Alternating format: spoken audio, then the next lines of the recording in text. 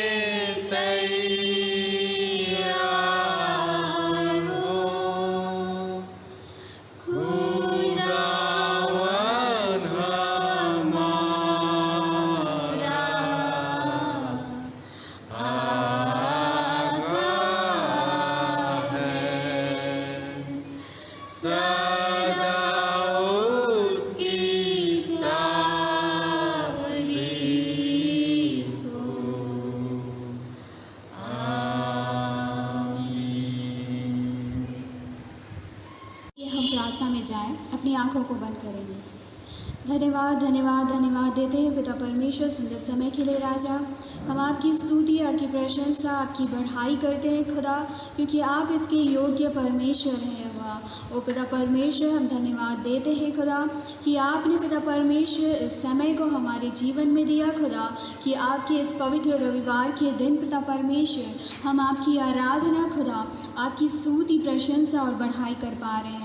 ओ पिता परमेश्वर, हम चाहते पिता परमेश्वर आपकी उपस्थिति हमारे बीच में होने पाए पिता। हम पिता परमेश्वर मांगते हैं खुदा, जहाँ जहाँ पे पिता परमेश्वर जिस जिस घर में खुदा आपकी महिमा घिरे, ओ पिता परमेश्वर अपने द्वारों को खोला है खुदा, इकट्ठे हुए हैं पिता परमेश्वर अपने वचन के तहत खुदा, आप वहाँ मौजूद हुइए और पिता परमेश्वर हर एक को पता नाम बनाम आप आशीषित कीजिए पिता। हम चाहते पिता परमेश्वर आपकी उपस्थिति हमारे बीच खुदा इस आराधना में शुरू से लेकर अंत तक हमेशा पिता परमेश्वर बनी रहने पाए। ओ पिता परमेश्वर, हम आपका धन्यवाद करते, आपकी स्तुति प्रशंसा करते हुए इस प्रार्थना को मसीह यीशु के सामर्थ्य और जलाली नाम से हम मिलकर मांग लेते हैं, आमीन। ये समय होगा हम खड़े रहते हुए परमेश्वर की महिमा के लिए हम गीत गाएंगे और गीत की किताब में से हम निकाल लेंगे। गीत की संख्या है 89। क्रूस ही के पास जहाँ खून बहा उसकी हो तारीफ।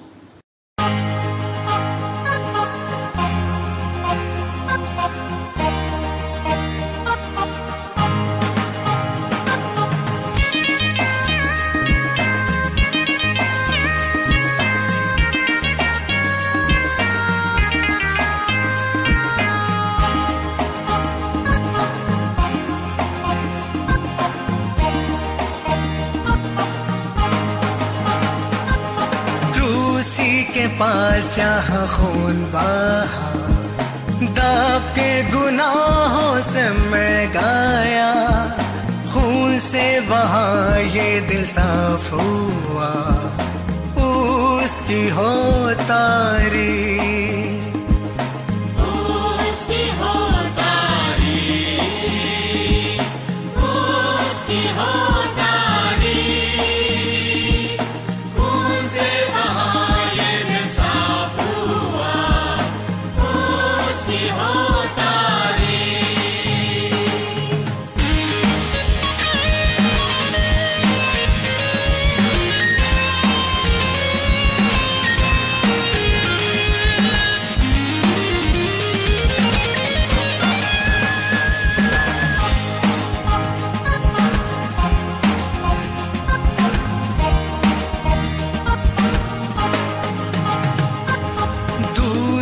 गुनाह मेरे दिल के दिल में अब है यीशु तक निशीन, क्रूस उसी का गीत मुझको है शीरे, उसकी हो तारीफ।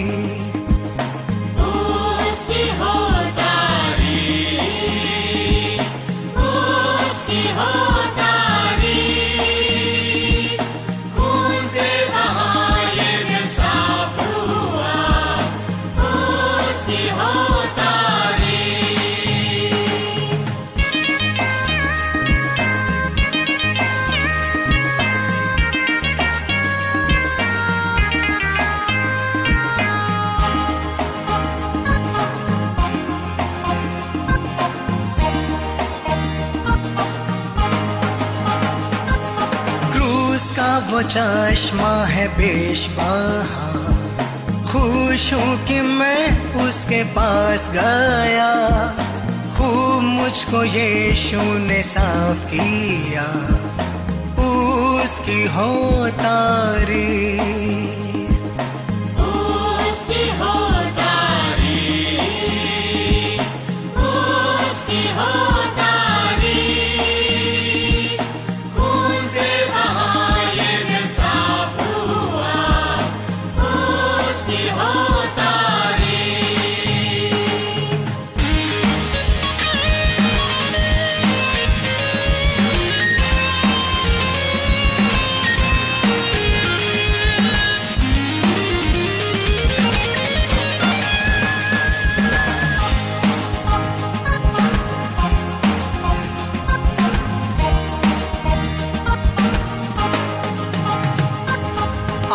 देखिए चश्मा है साफ शफाफ, आता कि हो तेरे गुनाह माफ। आ इसी वक्त अभी हो तू साफ, उसकी हो तारीफ। उसकी हो तारीफ, उसकी हो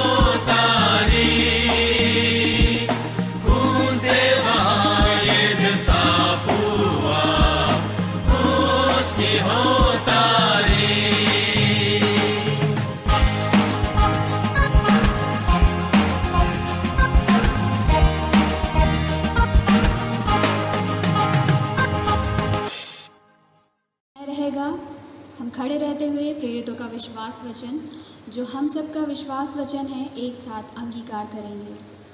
मैं विश्वास करती हूँ सर्वशक्तिमान परमेश्वर पिता पर, जो स्वर्ग और पृथ्वी का सृजनहार है, और उसके इकलौते पुत्र हमारे प्रभु यीशु मसीह पर, जो पवित्र आत्मा से देहधारी होकर मरियम नाम कुमारी से उत्पन्न हुआ, पिलातुस पिलातुस के राज में दुख उठाया, क्रूस पर चढ़ाया गया, मर गया और गाड़ा गया, तीसरे दिन मृतकों में से जी उठा और स्वर्ग पर चढ़ गया, और सर्वशक्तिमान ईश्वर पिता के दाहिने हाथ जा बैठा है, जहाँ से वह जीवितों और मृतकों का न्याय करने फिर आवेगा।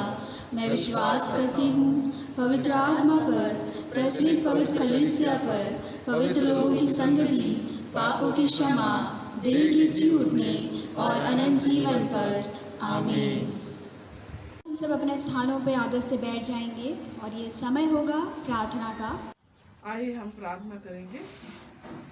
धन्यवाद धन्यवाद धन्यवाद धन्यवाद आशीषों के देने वाले सर्वशक्तिमान सर्वव्यापी सर्वज्ञानी पिता परमेश्वर, आज तेरे चरणों में हम आए हुए हैं पिता परमेश्वर। आज के पवित्र दिन में पिता परमेश्वर तूने हमको पिता परमेश्वर रात्रि भर हर प्रकार के दुख बीमारी मुसीबतों से बचाया है पिता परमेश्वर। हर प्रकार के पिता परमेश्वर प्राकृतिक विपदाओं से बचाया है और आज के दिन को तूने दिखाया। इसके लिए हम हृदय से तेरा धन्यवाद और धन्यवाद करते हैं स्वामी। मान पिता परमेश्वर, युगों के रचनाकार पिता परमेश्वर, सनातन काल के ईश्वर, आदि और अंत है पिता परमेश्वर, अल्फा और ओमेगा परमेश्वर के सामने हम खड़े हैं प्रभु जी। पिता परमेश्वर तूने संसार की सृष्टि की, परंतु पिता परमेश्वर मनुष्य की संगति करने के लिए आज का ये सुंदर अवसर को तूने दिया है प्रभु। मान पिता परमेश्वर तू मनुष्य जाति से बहुत प्रेम करने वाला परमेश्वर है और निरंतर पिता परमेश्वर तू मनुष्यों के साथ संगति रख कर पिता परमेश्वर उनकी तू उपस्थिति को चाहता है मेरे स्वामी। महान पिता परमेश्वर, हमारे हर एक गतिविधियों को देखने वाले परमेश्वर, हमारे मांगने से पहले सब कुछ देने वाला पिता परमेश्वर है। महान प्रेमी दयालु पिता परमेश्वर, तेरी दया दृष्टि तेरे लोगों पर निरंतर बनी हुई रहती है। पिता परमेश्वर, तू अपने लोगों को पिता परमेश्वर अपनी आंखों से निरंतर हर समय देखने वाला परमेश्वर है। हमारा सोना उठना बैठना जागना पिता परमेश्वर तू देखने वाला परमेश्वर है। मनुष्य तुझसे भाग कर कहीं नहीं जा सकता मेरे स्वामी। धन्यवाद देते हैं तू जीवित परमेश्वर के लिए पिता परमेश्वर, जिसको हम जानते हैं और पहचानते हैं। प्रभु महान पिता परमेश्वर, तूने हमसे इतना प्यार किया पिता परमेश्वर कि तूने हमको अपने इकलौते बेटे को तूने दे दिया पिता परमेश्वर, जो संसार के महान आश्चर्य कर्मों में से एक कर्म है। प्रभु उससे बड़ा आश्चर्य कर्म आज कुछ नहीं है पिता परमेश्वर। तूने पिता अपने बेटे को भेजकर आज हमारे जीवन में उद्धार का जीवन को दिया है। इसके लिए हम तेरा धन्यवाद करते हैं, धन्यवाद देते हैं पिता परमेश्वर कि हमारे प्राण को नाश होने से बचाने के लिए तूने अपने बेटे को दे दिया। प्रभु महान पिता परमेश्वर, तेरे बेटे के क्रूस पर चढ़ाए जाने के द्वारा, लहू बहाए जाने के द्वारा आज हम बचाए गए लोग हैं। प्रभु जी धन्यवाद देते हैं पिता परमेश्वर कि तूने हमसे इतना प्यार किया। प्रभु महान पिता परमेश्वर, तूने बेटे को अपने लिए दिया जो हमारी निरंतर हमारे पिता परमेश्वर बिचवाई करता है। प्रभु हम पाप में गिर जाते हैं, परंतु पिता परमेश्वर तू हमें उठाता है, फिर से खड़ा करता है। पिता परमेश्वर हमारे जीवन में एक दिन को फिर से दिखाता है। इसलिए पिता परमेश्वर आज के दिन को और आज के जीवन के लिए हम तेरा धन्यवाद करते हैं। प्रभु आज का दिन पिता परमेश्वर हमारा जीवन तेरे लिए होने पाए। प्रभु जी महान पिता परमेश्वर, हम अपनी आंखों को जब तेरी पर्वतों की ओर लगाते हैं प्रभु, तू हमारी विनती और निवेदन को सुनता है प्रभु, और उसके उत्तर को भी देने वाला भरोसेमंद परमेश्वर है। महान पिता परमेश्वर, हम पापी हैं, अपराधी हैं प्रभु। निरंतर हम तेरी संगति में रहकर तेरे वचन को भी पढ़ते हैं, प्रार्थना करते हैं, उसके बावजूद भी हम गलतियों को करते हैं स्वामी। फिर भी तू पिता परमेश्वर तेरे प्रेम के कारण से, तेरे अनुग्रह, तेरी दया, तेरी क्षमा के कारण से प्रभु आज के दिन को हम देख सके हैं। प्रभु इसके लिए हम तेरा धन्यवाद करते हैं। धन्यवाद हो पिता परमेश्वर आज के पवित्र दिन के लिए, जबकि पिता परमेश्वर कितने ऐसे लोग हैं प्रभु जिन्होंने आज के दिन को नहीं देखा, परंतु पिता परमेश्वर आज जो हम जीवित हैं प्रभु, इसलिए कि हम पश्चाताप करें, अपने जीवन की गलतियों को हम मान लें, और पिता परमेश्वर जैसा तू चाहता है तेरी इच्छा के अनुसार अपने जीवन को व्यतीत करें। तेरे डर और भय को मानते हुए हम अपने जीवन को व्यतीत कर सकें, इसलिए तूने हमको जिंदा रखा है। प्रभु महान पिता परमेश्वर, तू चाहता है कि तेरे लोग तेरी स्तुति आराधना करते हुए, तेरे वचन के अनुसार चलते हुए, अपने जीवन को तेरी इच्छा अनुसार व्यतीत करते हुए इस संसारिक जीवन को व्यतीत कर सकें। क्योंकि पिता परमेश्वर ये संसार हमारा पिता परमेश्वर एक स्थायी घर नहीं है। प्रभु पिता परमेश्वर, तेरे वचन के माध्यम से तूने हमको अपने भविष्यवक्ताओं के माध्यम से बताया है प्रभु कि हमारा एक देश और है। तू पिता परमेश्वर जब क्रूसित होकर जा रहा था प्रभु, तूने हमको ये पिता प्रतिज्ञा किया है कि तुम मेरे लोग हो और मैं तुम्हें दोबारा लेने आऊँगा। इसलिए पिता परमेश्वर, तू जीवित परमेश्वर पर हम भरोसा रखने वाले हो सके प्रभु, कि सचमुच में तू दोबारा आने वाला परमेश्वर है। और पिता परमेश्वर, बहुत ही कम समय में है पिता परमेश्वर कि हम अपने जीवनों को संवारें, हमारे जीवनों को पिता परमेश्वर हम आशीषित बनाए तेरे वचनों के माध्यम से, तेरे दास और भक्तों के माध्यम से। इसलिए पिता परमेश्वर, तू हमारी अगुवाई करना, हमारे जीवन के पापों को, अपराधों को क्षमा कर दे पिता परमेश्वर। और विशेष प्रार्थना है पिता परमेश्वर तेरे दास और भक्तों के लिए, जो कुछ वचन तूने उनको सिर से लेकर पांव के नाखून तक दिया है प्रभु, वो हमारे समक्ष उन सारे वचनों को जब हम सुनते हैं पिता, हम आशीषित हो सकें और हमारे साथ साथ सारे लोग आशीषित हो सकें। तो हमारी अगुवाई करना और पिता परमेश्वर हमारा स्तुति करना, हमारी आराधना करना पिता तुझे ग्रहण योग्य होने पाए। और विशेष प्रार्थना है पिता परमेश्वर, जबकि आज लोग पिता परमेश्वर कोविड-19 से गुजर रहे हैं प्रभु, महान पिता परमेश्वर हमारे पापों अपराधों को क्षमा करते हुए आज के समय को हम तेरे हाथों में सौंपते हैं। तू दया का सागर है, दया कर प्रभु, और इन सारी बातों को दूर करने की सामर्थ्य तेरे पास है। मनुष्य बहुत परेशान है प्रभु, परंतु उसकी दवाई का कोई इजाद नहीं कर पाया है। इसलिए हम इस समस्या को तेरे हाथों में सौंपते हैं।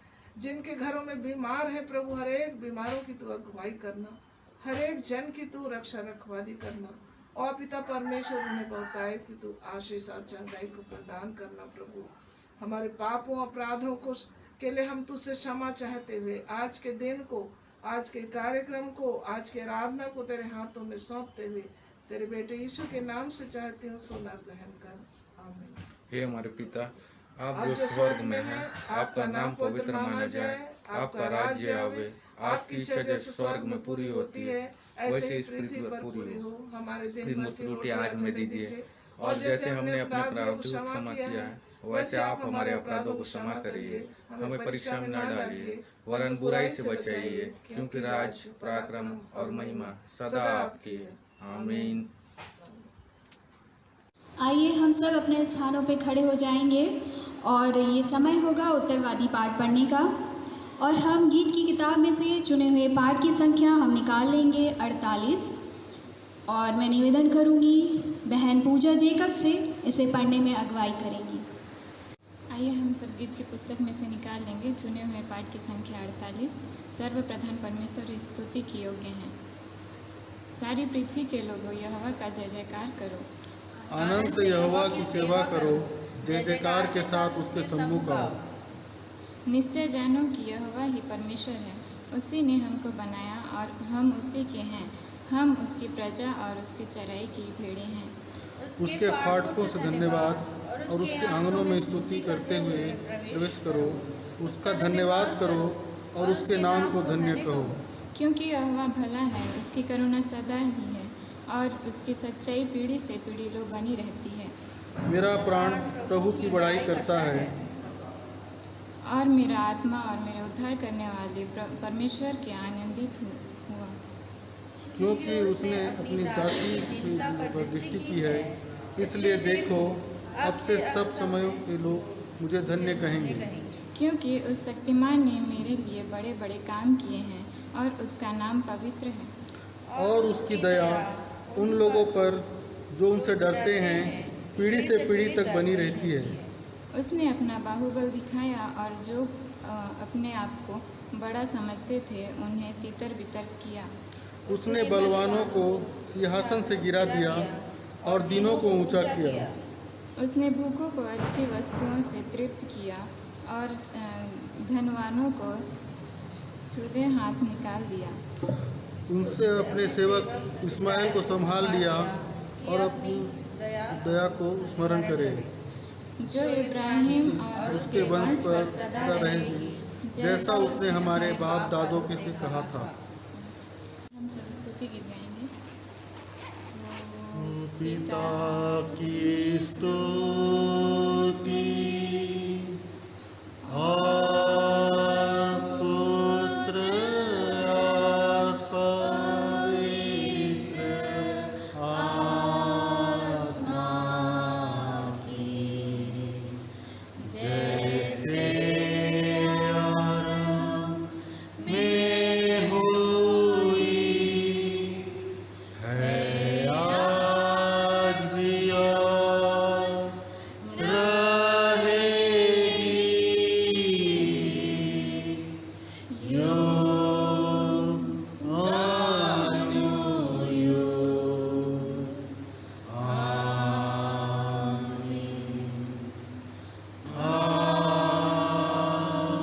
आमीन। हम बाइबल में से निकाल लेंगे बाइबल पाठ के लिए जो पाया जाता है यूहन्ना 5 उसका 19 से 29 पद तक। और मैं निवेदन करूंगी भाई यूश जॉन से इसे पढ़ने में अगुवाई करें। आइए हम सब निकाल लेंगे यूहन्ना 5 उसका 19 से लेकर 29 पद तक। वचन में इस प्रकार लिखा गया है। इस पर यीशु ने उनसे कहा, मैं तुमसे सच सच कहता हूँ, पुत्र आपसे कुछ नहीं कर सकता, केवल वह जो पिता को करते देखता है, क्योंकि जिन जिन कामों को वह करता है उन्हें पुत्र भी उसी रीति से करता है, क्योंकि पिता पुत्र से प्रीति रखता है और जो जो काम वह आप करता है वह सब उसे दिखता है, और वह उनसे भी बड़े काम उसे दिखाएगा, ताकि तुम अचंभव करो। जैसा पिता मरे हुए को उठाता और जिलाता है, वैसा ही पुत्र भी जिन्हें चाहता है उन्हें जिलाता है। पिता किसी का न्याय नहीं करता, परंतु न्याय करने का सब काम पुत्र को सौंप दिया है, कि सब लोग जैसे पिता का आदर करते हैं वैसे ही पुत्र का भी आदर करें। जो पुत्र का आदर नहीं करता वह पिता का जिसने उसे भेजा है आदर नहीं करता। मैं तुमसे सच सच कहता हूँ, जो मेरा वचन सुनकर मेरे भेजने वालों पर विश्वास करता है, अनंत जीवन उसका है, और उस पर दंड की आज्ञा नहीं होती, परंतु वह मृत्यु से पार होकर जीवन में प्रवेश कर चुका है। मैं तुमसे सच सच कहता हूँ, वह समय आता है और अब है जिसमें मृतक परमेश्वर के पुत्र का शब्द सुनेंगे, और जो सुनेंगे वह जिएंगे, क्योंकि जिस रीति से पिता अपने आप में जीवन रखता है, उसी रीति से उसने पुत्र को भी यह अधिकार दिया है कि अपने आप में जीवन रखे, वरन उसे न्याय करने का भी अधिकार दिया है, इसलिए कि वह मनुष्य का पुत्र है। उससे अचंभव मत करो, क्योंकि वह समय आता है कि जितने कब्र में हैं वह उसका शब्द सुनकर निकल आएंगे। जिन्होंने भलाई की है वह जीवन के पुनरुत्थान के लिए जी उठेंगे, और जिन्होंने बुराई की है वह दंड के पुनरुत्थान के लिए जी उठेंगे। यहाँ वचन का पढ़ा जाना समाप्त होता है। धन्य है वे जो वचन को पढ़ते सुनते और उसके अनुसार अपने जीवन को चलाते हैं। हम वचन अनूप गाएंगे। गा के मुझको सुनाओगे मंगल सुसमाचार, समझूं मैं उसका अर्थ और सार। मंगल सुसमाचार सुंदर जीवन दाया, धर्म विश्वास शिक्षा, वचन अद्भुत, मंगल सुसमाचार।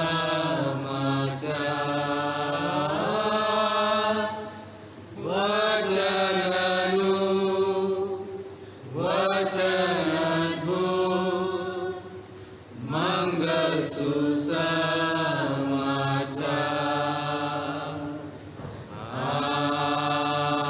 आमीन।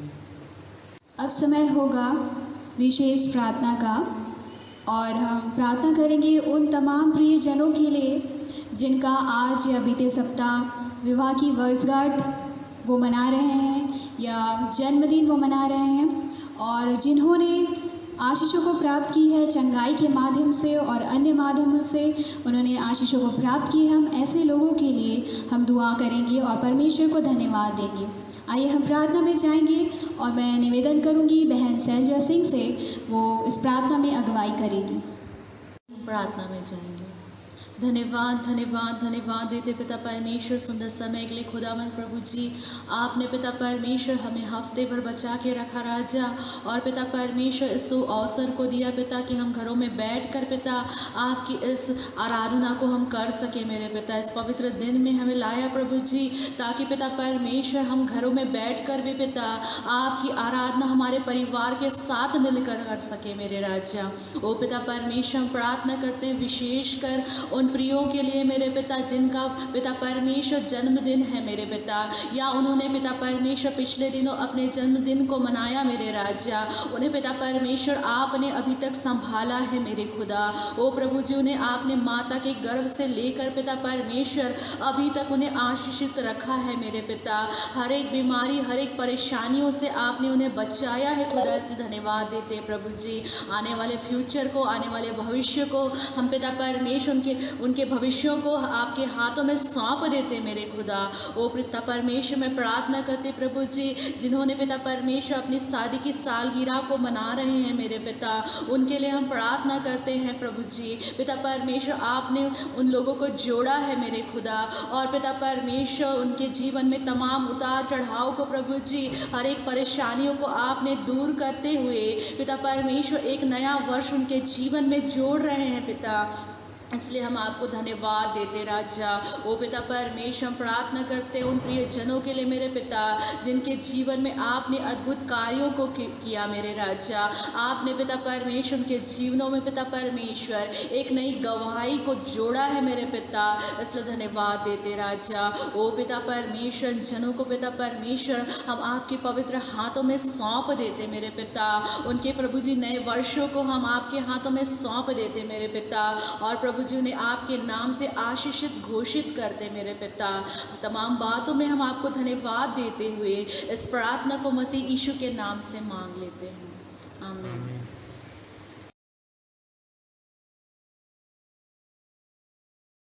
आइए हम सब अपने स्थानों पर खड़े हो जाएंगे और ये समय होगा वचन में जाने से पहले हम अपने आप को, अपने मनों को तैयार कर लें, और ये समय मैं क्वायर को सौंपती हूँ, कुछ गीतों को गाकर परमेश्वर की महिमा करें और उसे धन्यवाद दें।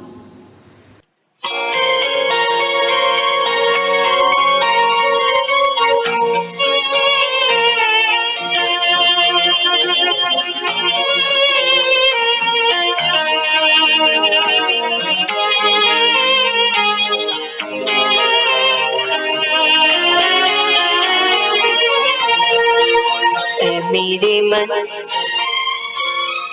प्रभु की तू आराधना कर, क्योंकि वो भला है। मेरे मन प्रभु की तू आराधना कर, क्योंकि वो भला है।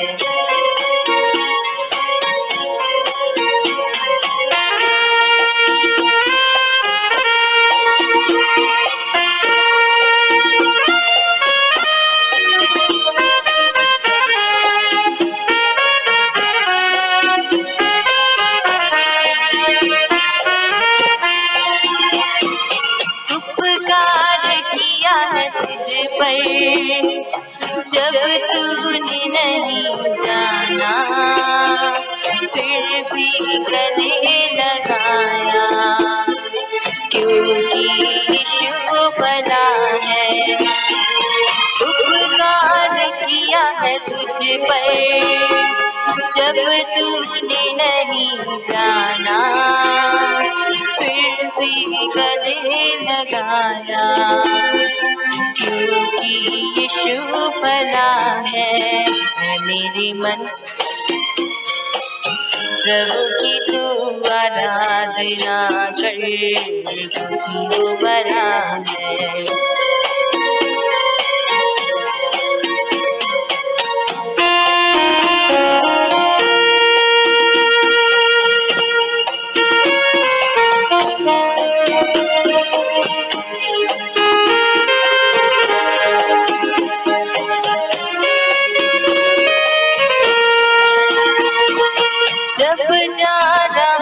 अंधकार से हाथ पकड़ के चलाया, ले आया उजियाले में, क्योंकि यीशु भला है। जब जा रहा अंधकार से हाथ पकड़ के चलाया, ले आया उजियाले में, क्योंकि यीशु भला है। मेरी मन प्रभु की तू आराधना कर, क्योंकि वो भला है।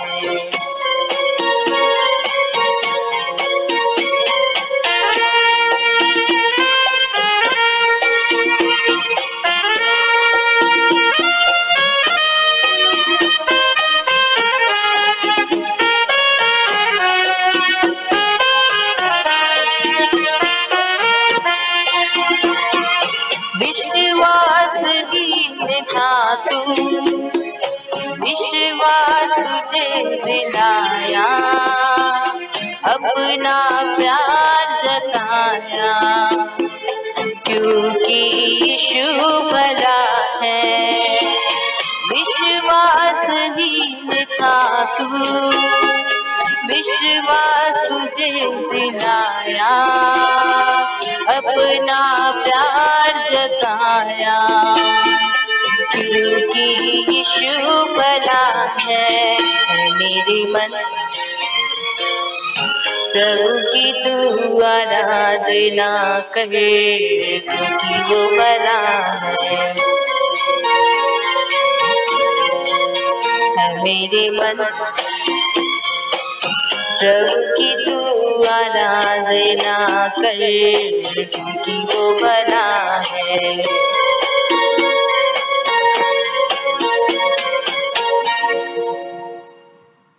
आइए प्रियो, हम कुछ देर परमेश्वर की उपस्थिति में उसकी स्तुति आराधना करें और हम कुछ गीतों को गाएंगे। हम इस गीत को गाएंगे, संतोष उमड़ रहा, संतोष उमड़ रहा। इस गीत को गाकर प्रभु की स्तुति करेंगे।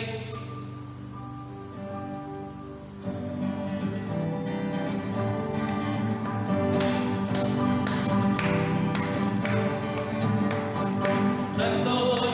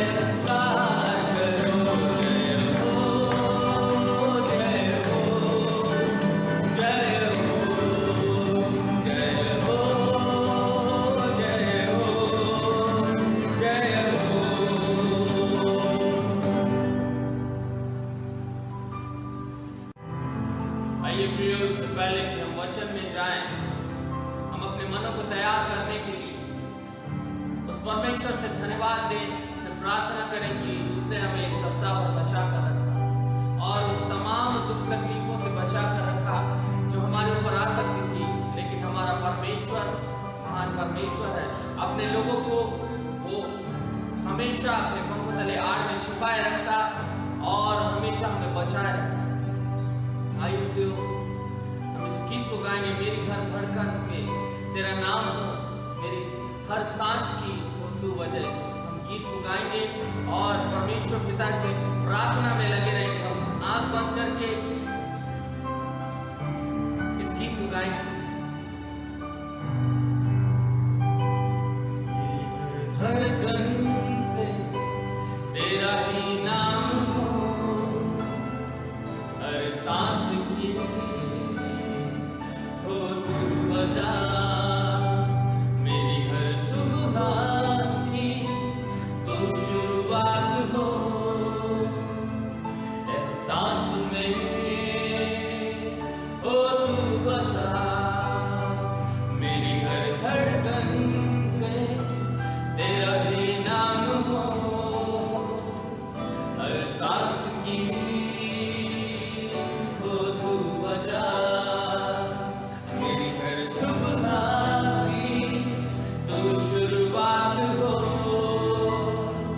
एहसास में हो तू बसा, न हो फासला तेरे मेरे दरमियां, अब तू रहे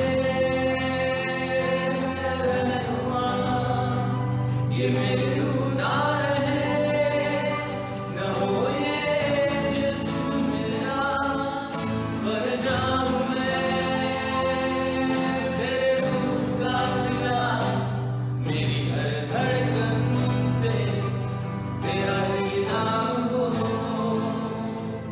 हर सांस में हो तू वजह, मेरी हर सुबह की तो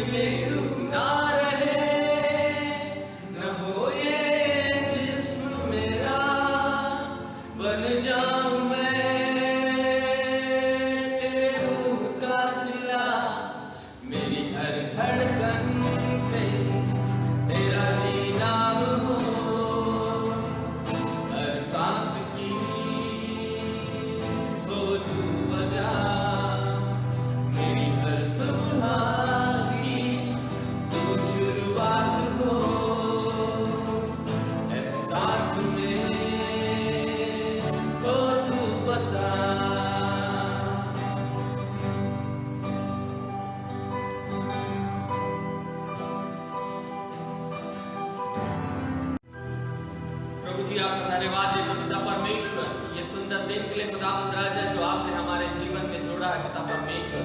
प्रभु जी जब हम आपकी संगति में आते खुदावंद राजा पिता परमेश्वर, प्रभु जी और भी सामर्थ के साथ पिता परमेश्वर आप हमारे जीवन में कार्य करना खुदावंद परमेश्वर। प्रभु जी आपने अपनी स्तुति रूपी भेंट को ग्रहण किया खुदावंद राजा, इस बात के लिए हम धन्यवाद देते हैं पिता परमेश्वर। प्रभु जी जो वचन हमारे लिए रखा गया खुदावंद परमेश्वर, होने देना पिता परमेश्वर, बहुतायत से पिता परमेश्वर एक एक के जीवन में कार्य करने वाला होते गया।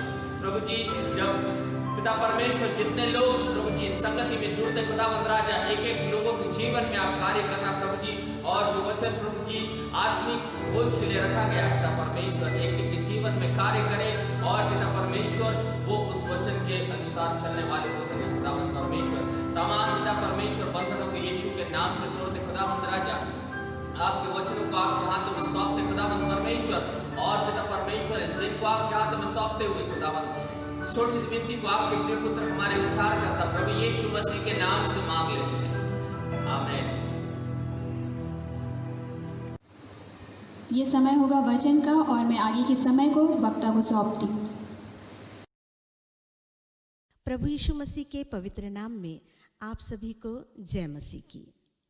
प्रियो, जैसा कि हम सभी जानते हैं कि इन दिनों हम लाइव या वीडियो रिकॉर्डिंग करके आप तक परमेश्वर के वचन को पहुंचा रहे हैं। इसी के तहत आज मुझे अवसर मिला। इन तमाम बातों के लिए मैं परमेश्वर पिता का सर्वप्रथम धन्यवाद देती हूं, और उसके बाद उन तमाम लोगों का जो इस प्रचार कार्य में हमारे साथ किसी न किसी रूप में जुड़े हुए हैं। मैं सबका तहे दिल से हृदय से धन्यवाद देती हूँ। और जैसे कि आज परमेश्वर के वचन को के मनन और चिंतन के लिए यूहन्ना रचित सुसमाचार उसका 5वां अध्याय और उसका 16 पद से लेकर के 24वें पद तक पढ़ा गया। और यदि आपने ध्यान से सुना होगा या अगर दिमाग थोड़ा सा उसमें लगाया होगा, तो जो 24वां पद है उसमें परमेश्वर ने प्रश्न और उत्तर दोनों दिया है और कहा है कि उस पर दंड की आज्ञा नहीं है, वो जीवन में प्रवेश कर चुका जो परमेश्वर का वचन सुनता है और उस पर विश्वास करता है और परमेश्वर की आज्ञाओं को मानता है। प्रियो, हम इस बात को देखते हैं कि जब तक हमारे जीवन में हमें ये नहीं पता चलता कि किसी भी बात का मूल कारण क्या है, तब तक हम उसका इलाज नहीं कर सकते। जैसे अगर मैं एक साधारण सी बात भी कहूँ, यदि मुझे सर्दी है लेकिन मुझे ऐसा लगता है कि मेरे शरीर में दर्द है या मेरे सिर में दर्द है या मेरे कान में खुजली है या मेरे किसी और प्रकार से किसी और शरीर के किसी भी भाग में अगर परेशानी है, तो मैं ऐसा सोच रही हूँ और उस हिसाब से मैं अगर अपना ट्रीटमेंट लेती हूँ तो वो कभी भी सफल नहीं होगा। इसके लिए मुझे जानना ही है कि ये सर्दी क्या है और सर्दी का मुख्य कारण क्या है। क्या यह इन दिनों गर्मी के कारण से या बारिश के कारण से या ठंड के कारण से या किसी और कारण से, किसी और इन्फेक्शन के कारण से। कहने का मतलब है कि जब हम कारण को जानते हैं और तभी हम सही रीति से इलाज कर पाते हैं। अदन की वाटिका, आप और मैं कभी भी इससे अछूते नहीं हैं। आप और मैं जानते हैं कि उत्पत्ति के पहले अध्याय में ही परमेश्वर ने अदन की वाटिका के बारे में बहुत खूबसूरत वर्णन किया है। और उत्पत्ति के पहले अध्याय में जहाँ पर हम जानते हैं कि सृष्टि की रचना की बात की गई है, वहाँ पर हम देखते हैं प्रियो कि परमेश्वर ने मनुष्य की सृष्टि अपने हाथों से की। ये हम सभी जानते हैं।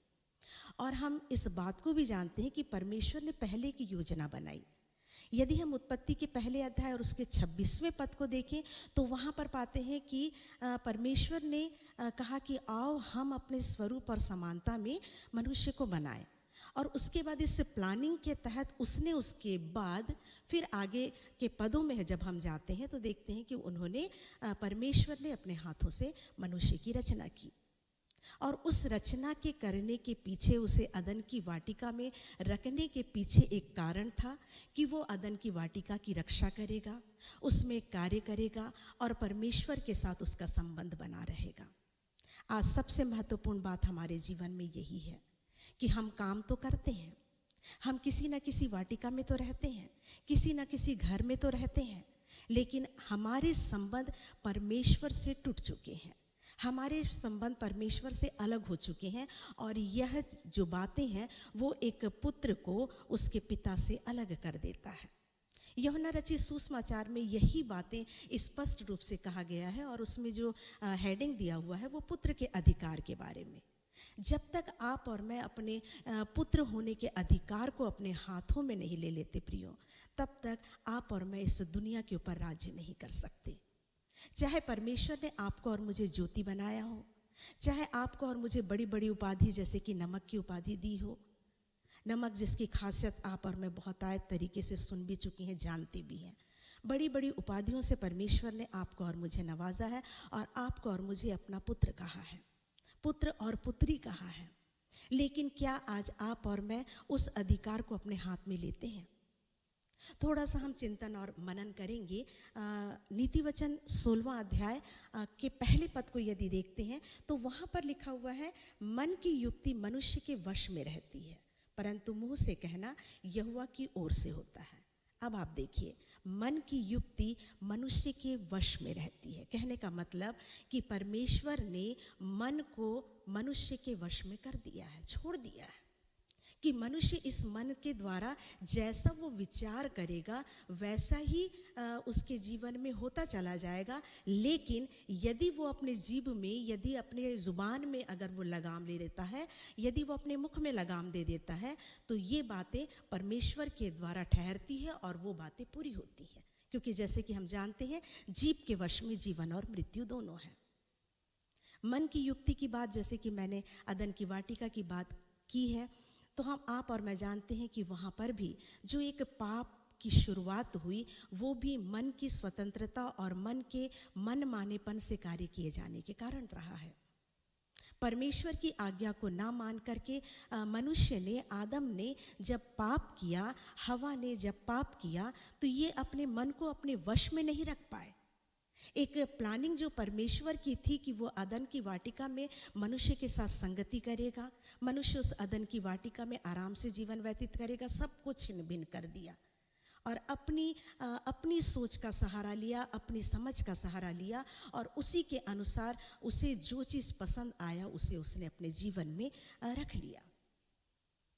प्रियो, परमेश्वर ने जगत से ऐसा प्रेम किया, आप और मैं जानते हैं, यूहन्ना 3 उसका 16वां पद जो सुनहरा पद है, कहते हैं परमेश्वर ने जगत से ऐसा प्रेम किया कि उसने अपना इकलौता पुत्र दे दिया। इकलौता पुत्र क्यों दे दिया प्रियो? क्या ये प्लानिंग पहले से थी परमेश्वर की? जब परमेश्वर ने अपने हाथों से बड़ी आरजू से मनुष्य को बनाया था तो उसके बनाने के पीछे उसकी एक योजना रही, जैसे कि हमने इस बारे में बात किया। लेकिन उस योजना के बाद जब ये योजना मनुष्य ने अपनी ला करके इस बीच में डाल दी कि उसने मन की युक्ति को अपने वश में रखते हुए अपने मनमाने तरीके से सोचने और समझ का सहारा लेते हुए परमेश्वर की बात पर, उसकी आज्ञा को अनसुनी करके, उसकी बातों को ना मान करके शैतान की बातों को माना और मन को स्वतंत्र समझता हुआ वो अपने तरीके से जब आज्ञा का उल्लंघन करके पाप किया, तो सबसे पहले एक पाप जो था वो उस स्थान पर हुआ और वहाँ से लेकर के इस धरती तक का सफ़र पूरा किया, इस मन के अपने कंट्रोल में ना करने के कारण से। परमेश्वर ने जिस दिन देखा कि मनुष्य ने पाप किया, उसी दिन से उसने मनुष्यों को बचाने की प्लानिंग, एक योजना बनाना शुरू कर दिया। आप और मैं सोच के देखें कि हम प्लान कब बनाते हैं। जब भी कोई बातें होती है, जैसे यदि बारिश का आना तय है, हम जानते हैं कि जून 15 से बारिश होना शुरू होगा, तो हम वहीं से या अगस्त से या जुलाई से जब हमको पता चलता है कि आज ऐसा होने वाला है या वैसा होने वाला है, बारिश आने वाली है, ठंड आने वाला है, गर्मी का मौसम आने वाला है, हम योजना बनाना शुरू कर देते हैं।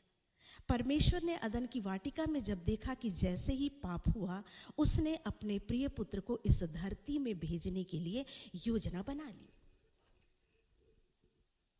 और ये योजना वहाँ से परमेश्वर की शुरू हो गई कि अपने पुत्र को वहाँ इस दुनिया में भेजे, ताकि ये जो पाप अपने मन की मनमानी करने के कारण से मनुष्य ने अपने जीवन में पाप भी कमा लिया, श्राप भी कमा लिया और परमेश्वर से अलग हो गए। परमेश्वर उसकी संगति को चाहने के लिए एक योजना बनाने लगा और इस दुनिया में उस योजना के तहत अपने पुत्र के रूप में अपने आप को इस दुनिया में दे दिया, जिसे हम यूहन्ना 3 उसका 16वें पद में, सुनहरा पद में बोलते हैं और रटे हुए हैं कि परमेश्वर ने जगत से ऐसा प्रेम किया। लिखा हुआ है, जब हम लूका रचित सुसमाचार में पढ़ते हैं उसके 2 अध्याय में, हम हमेशा जानते हैं कि वहाँ पर यीशु मसीह के जन्म उत्सव के बारे में पूरा वर्णन किया गया है। प्रभु यीशु मसीह का जब जन्म हुआ तो उस समय में उनके लिए सराय में जगह नहीं थी। ये बातें भी आप और मैं जानते हैं। तो फिर प्रभु यीशु मसीह कहाँ पर पैदा हुए? प्रभु यीशु मसीह एक गौशाले में पैदा हुए, जहाँ पर भेड़ बकरियाँ गाय बैल बांधे जाते थे। आप और मैं थोड़ी देर के लिए वहाँ पर चलें और देखते हैं कि जहाँ पर प्रभु यीशु मसीह ने अपनी योजना के तहत या परमेश्वर ने अपने प्रिय पुत्र को अपनी योजना के तहत पहुँचाया या भेजा, वो गौशाला कैसा था। वहाँ नाना प्रकार के भेड़ बकरी और नाना प्रकार के जानवर बांधे गए थे, रखे गए थे, उनके खाने पीने का सामान रखा गया था। और वहाँ जब मरियम और यूसुफ पहुँचे तो एक छोटा सा मेमना ज़रूर अपनी मम्मी से पूछा होगा, मम्मी यहाँ तो ये पैदा होने वाले हैं, छोटा बालक पैदा हो रहा है या छोटा बालक आ गया है, लेकिन तुम क्यों रो रही हो मम्मी इन्हें देख करके। ज़रूर उनके बीच में भी बात हुई होगी बच्चे की पैदाइश को लेकर के, कहीं ना कहीं बातें तो हुई होगी। और माँ ने क्या कहा होगा, आप कल्पना करें। या उस बच्चे को जो भी उसके पालक होंगे उन्होंने क्या उत्तर दिया होगा, थोड़ी देर के लिए विचारें। और मैं निश्चित तौर से ये कह सकती हूँ कि जब उस छोटे से बच्चे ने अपनी माँ की आंखों में आंसू देख करके पूछा कि जब बच्चा पैदा हुआ है तो ये तो खुशी की बात है मम्मी, लेकिन आप आंसू क्यों बहा रही हैं, तब उस माँ ने, उस पालक ने या उस पिता ने जो उस बच्चे का है, वो ये ज़रूर कहा होगा कि हमेशा, जैसे कि हम जानते हैं कि पुराने नियम में पाप की मुक्ति के लिए, श्राप की मुक्ति के लिए, क्षमा याचना के लिए किसी न किसी जानवर की बलि दी जाती थी। जहाँ पर जानवर बांधे जाते थे वहाँ पर व्यक्ति आते या याजक आता और आ करके देखता था कि कौन सा ऐसा पवित्र, कौन सा ऐसा प्यारा सा एकदम पहलौठा ऐसा जानवर होगा जिसे मैं ले जा करके बलि करूं और ये बलि परमेश्वर को ग्रहण योग्य होगी और पाप क्षमा हो जाएगी या हमको मुक्ति मिल जाएगी। और ऐसा ही होता था, जो पहलौठा होता था, जो पवित्र होता था, उसे उठा करके ले जाया जाता था और उसे बलि कर दिया जाता था। आज ये माँ जो है, ये जो पालक है, ये जो पिता है, जो आंसू बहा रहा है उस छोटे से बच्चे, मेमने के बच्चे को ये कह रहा है और ये बता रहे हैं कि बेटा आज के बाद इस गौशाले में किसी की बलि नहीं होगी, इस गौशाले से कोई नहीं जाएगा, कोई जानवर मारा नहीं जाएगा, क्योंकि देख एक माता पिता अपने छोटे से बच्चे को जिसे ला करके गौशाले में पैदा किए हैं, ये जानवरों की तरह वध किया जाएगा और उसके द्वारा पाप की क्षमा होगी, उसके द्वारा श्राप की क्षमा होगी। प्रियो, आप और मैं सोच के देखिए, वो पालक जो है वो आंसू बहा करके उस मेमने के बच्चे को उत्तर दे रहे हैं कि बेटा अब तू नहीं मरेगा, अब तू नहीं मरेगा, लेकिन तेरे बदले पाप की क्षमा के लिए, तेरे और मेरे पापों की क्षमा के लिए, इस दुनिया के मनुष्यों के पापों की क्षमा के लिए एक पहले से परमेश्वर ने योजनाबद्ध तरीके से यहाँ पर एक व्यक्ति को एक बच्चे के रूप में ला करके रख दिया है, उस स्वरूप और समानता को लेकर के, जिस स्वरूप और समानता में मनुष्य सृजा गया है, वो हम सब के लिए छुटकारे का कारण बन जाएगा। केवल पशु पक्षी नहीं, सबके छुटकारे का कारण, मनुष्य के छुटकारे का कारण बन जाएगा।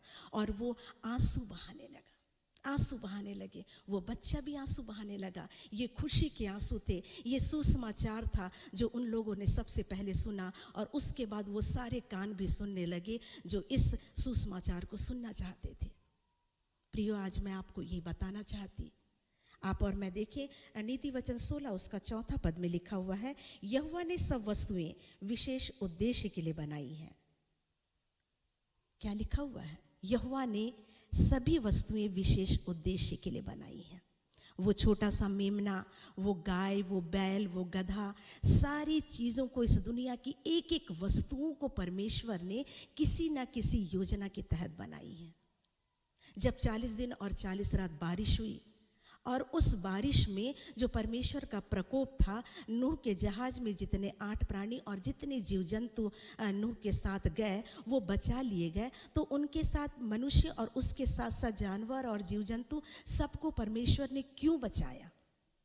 ताकि एक बार फिर से ये सृष्टि खूबसूरत दिखने लगे, ताकि ये सृष्टि फिर से लहलहाने लगे, खूबसूरत दिखने लगे। परमेश्वर की सृष्टि जो है वो बर्बाद ना हो जाए, लेकिन नए सिरे से फिर से उत्पन्न हो और वो पवित्र हो, खूबसूरत हो और परमेश्वर की योजना के तहत कार्य करने वाली हो जाए। ये परमेश्वर की योजना थी।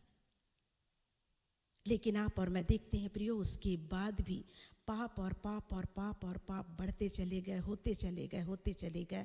और परमेश्वर अपनी योजना के तहत आपके और मेरे लिए जानवरों की तरह वध किया गया, जानवरों की तरह मारा गया। उसका सूरत, उसका शरीर, उसका शक्ल जो है वो मनुष्यों का सा ना जान पड़ता था। यशायाह इसके बारे में वर्णन करते हैं और कहते हैं, आप और मैं सोचे प्रियो कि मनुष्य के आज्ञा न मानने के कारण से, उसके पाप को अपने जीवन में धारण कर लेने के कारण से, उसके मन को अपने नियंत्रण में ना रख करके मन माने तरीके से मन का इस्तेमाल किए जाने के कारण से जब मनुष्य जो है वो इस तरीके से हरकतें करने लगा, परमेश्वर ने वहीं से उसके छुटकारे की योजना बनाने शुरू कर दी और अपने प्रिय पुत्र को इस दुनिया में पाप से मुक्ति, श्राप से मुक्ति दिलाने के लिए भेज दिया। और सारी सृष्टि जो रोमियो के अध्याय में आप और मैं पढ़ते हैं कि जो दर्द से कहरा रही थी, उसको एक तसल्ली मिल गई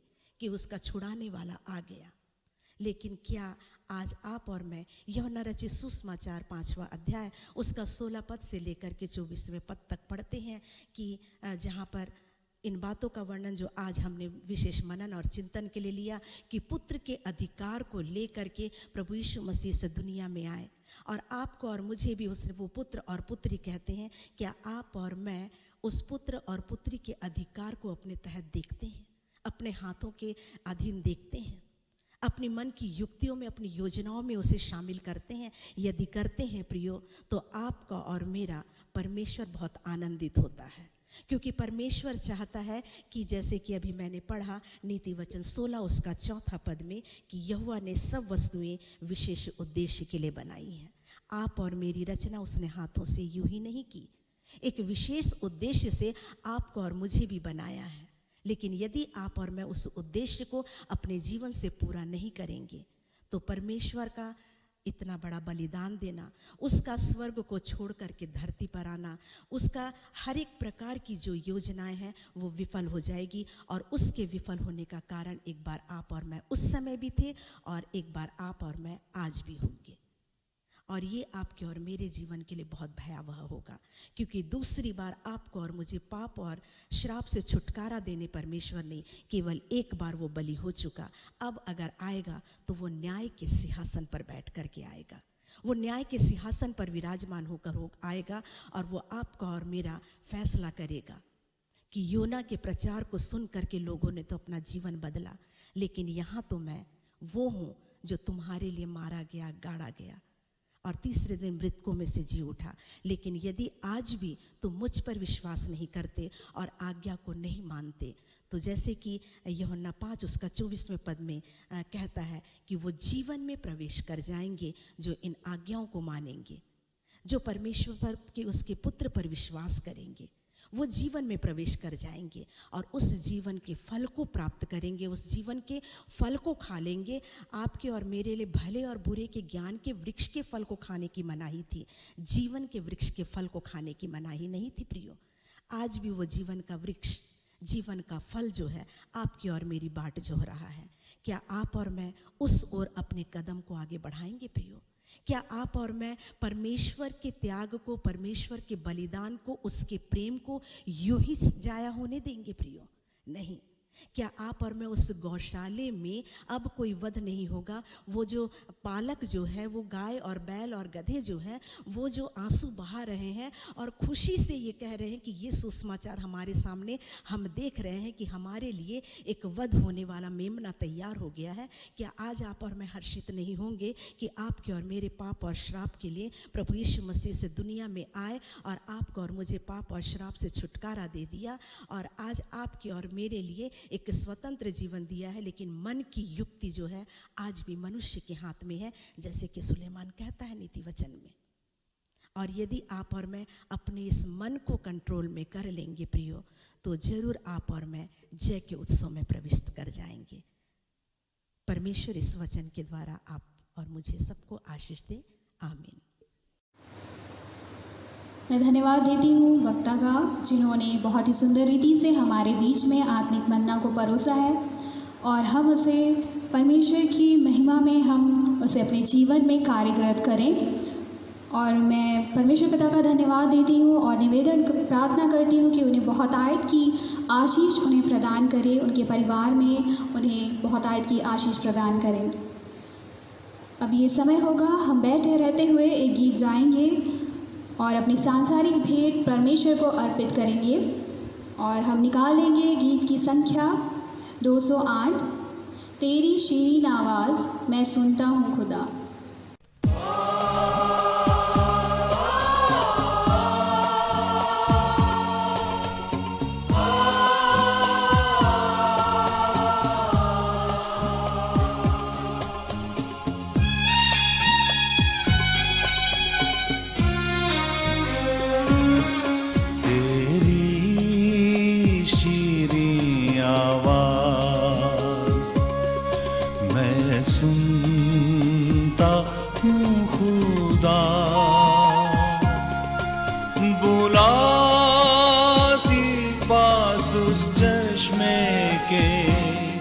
सलीब से जो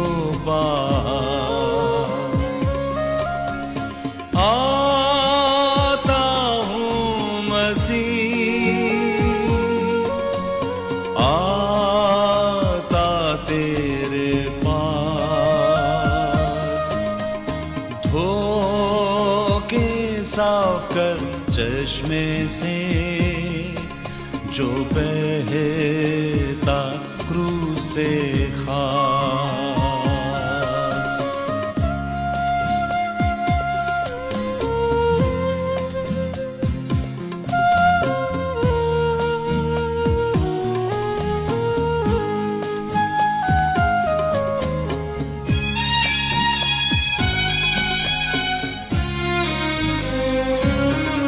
आता कमजोर लाचार, देख मेरी हालत को,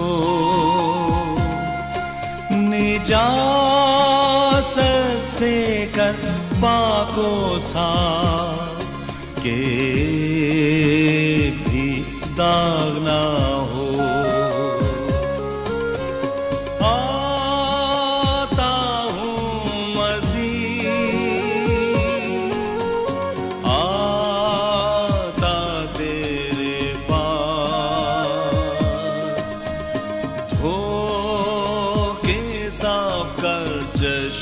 से जो बहता क्रूस से खास।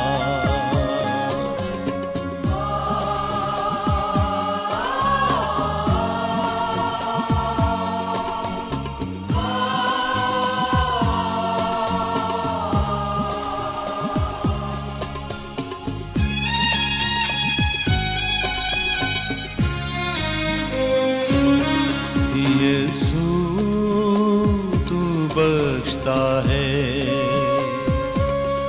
काम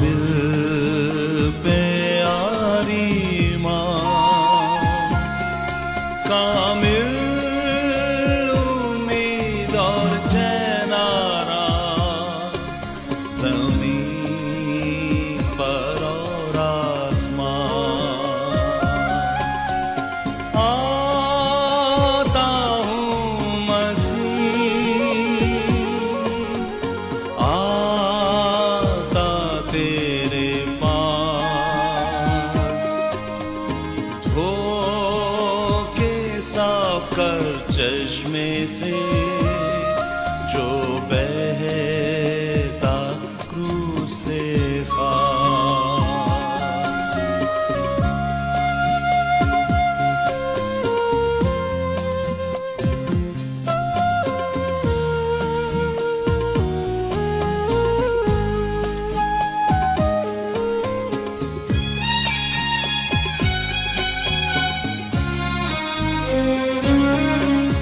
तहसीन कफारा को तहसीन मुफ्त फजल को तहसीन मसीह की बख्शिश को हम मिल के सब कहो।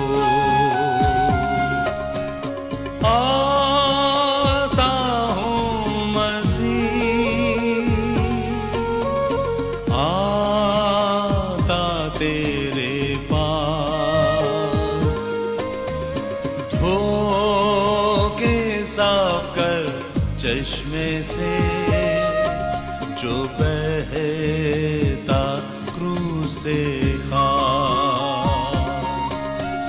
आता हूँ मसीह आता तेरे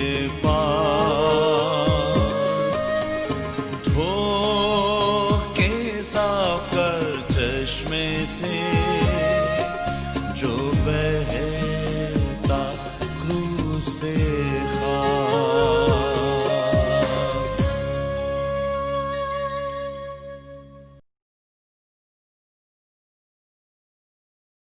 अब समय होगा अंतिम प्रार्थना का। और आइए हम आज की आराधना के समाप्ति के बाद हम अपने परमेश्वर पिता से आज की पिता अंतिम जो हमारी हमको पिता परमेश्वर ने जो सुंदर वचन दिया है और जो वचन हमने ग्रहण किया है उसके बाद हम उसका धन्यवाद करें।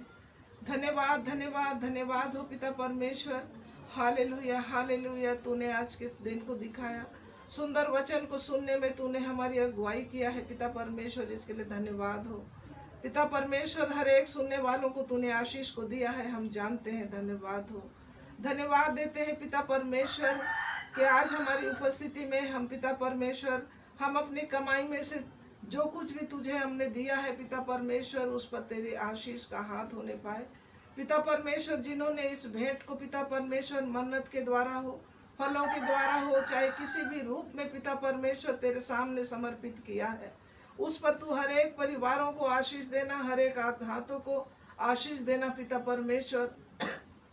और पिता परमेश्वर हर एक परिवार में किसी भी बात की कमी और घटी ना होने पाए। तू अपने लोगों की अगुवाई करता है, हर एक की कमी घटी को तू जानने वाला परमेश्वर है। इसके द्वारा तू बहुत सारी आशीषों को देता है। तेरे जीवित वचन के लिए भी तेरा धन्यवाद हो प्रभु कि हम पिता परमेश्वर संसारिक बातों के साथ साथ आत्मिक बातों से भी तृप्त हुए हैं। अब मैं क्या मांगू पिता, मांगने पहले सब कुछ जानता है। तेरे बेटे यीशु के नाम से चाहती हूँ, सुन और ग्रहण कर। आमीन।